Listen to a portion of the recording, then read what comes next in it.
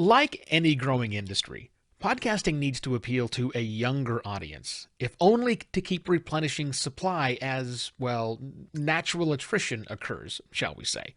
The good news is, the kids love podcasts.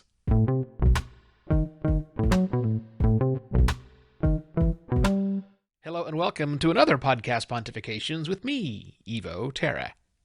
Recently, an early data point from Edison Research's Share of Ear report was released that, if I'm honest, is a little hard to believe, because it showed podcasting kicking the pants out of AM/FM radio. And now, okay, maybe you don't think that's a really big deal, but I assure you, that is a very big deal. Let me be a little specific, or really specific, because sometimes these stats and figures can be misinterpreted. I'm not immune to that.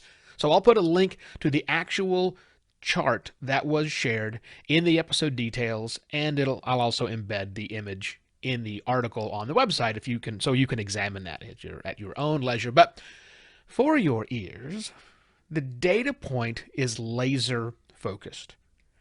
It shows that last year, 2021, 13 to 24-year-olds, the kids, if you will, spent more than twice as much time listening to podcasts as they did to AM radio when consuming spoken word content.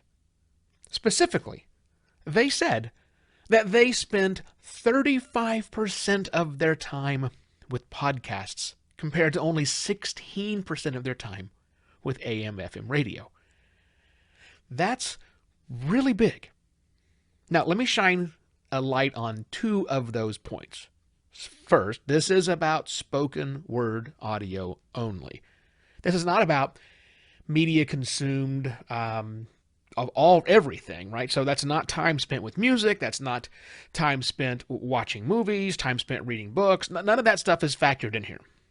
So you could think of this as time with talk radio versus time with talk podcast, if that helps you, because, not all radio is talk, but almost all of podcasting is talk.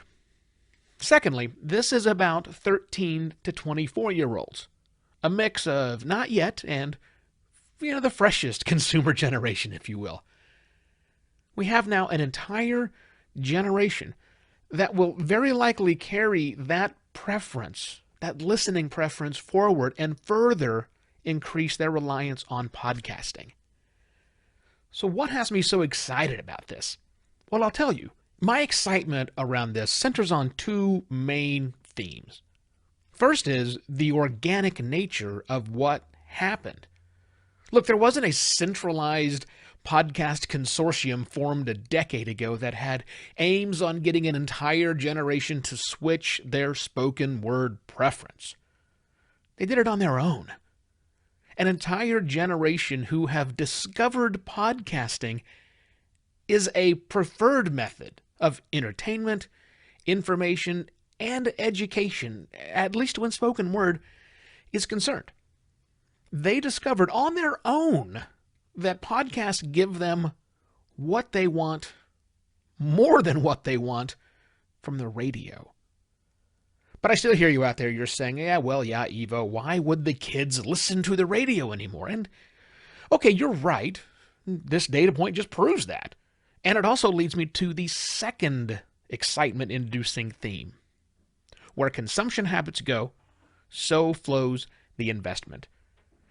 Investment in content creation that aims directly at this generation. Continued investment spread out over years in content creation that ages up with this generation too. Now, some of that investment is going to be made by other media publishers, including radio networks and radio stations, as they react to this news. People have been ringing radio's death knell for the better part of my entire existence on the planet, and the overall industry has proven itself to be rather resilient, so I'll not do that today. In fact, I'm confident that they're going to rise to this challenge, but likely in a way that makes them pivot to podcasting more and more with their content, as well as start making podcast-specific content. Look, radio has the skills. They have the advertising dollars And for them, making the pivot to podcasting is fairly straightforward. And those publisher-funded initiatives are going to, as those things hit podcasting, more and more money is going to follow. More advertising dollars for sure, and more money invested in innovations to make podcast advertising more efficient and more effective.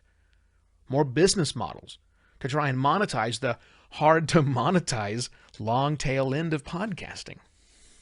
Plus more money and more innovation among the tools and services that a new generation of podcasters will use to make and distribute their podcasts.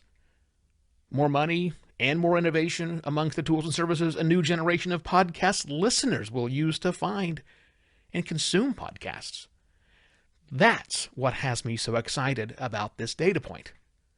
So, how do you do, fellow kids?